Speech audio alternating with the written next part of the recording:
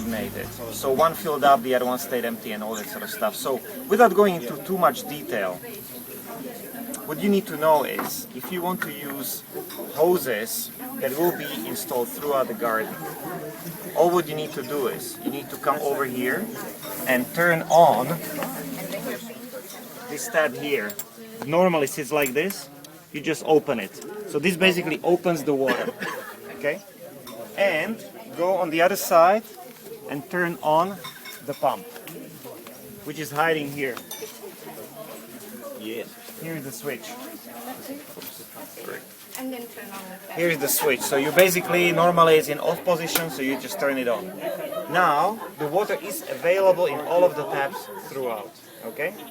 So whether you use retractable hose or the other hoses, which we're planning actually to install more retractable hoses if that is a success, then you can use it. Now, there's only one thing you need to remember. When you're done, either you or whoever you still see here, please remind them or show them how to turn everything off.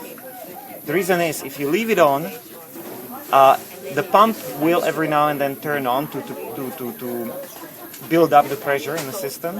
It will do it throughout the night, and in the morning whoever comes will not be able to utilize the system because the battery will be exhausted. The energy comes from the solar, so it's completely off the grid. The water comes from the bore, so it's completely off the grid. We are not using any water, so it's all resources that we have right here. And so far we haven't been able to exhaust it. Even on Saturday when many people come and water and whatever, it keeps refilling itself. And just maybe one more comment. If you see water flowing through this big hose here, this is not an overflow or defect. That's actually how the whole system works. Okay?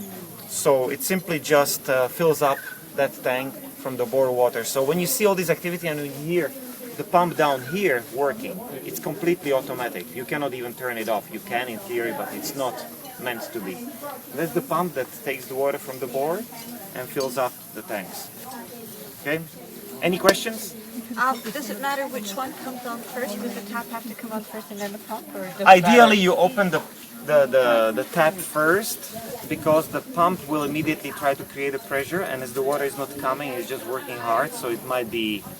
You definitely don't want to have that closed and pump on for extended period of time, but ideally you would go first for the water tap and then you turn on the pump.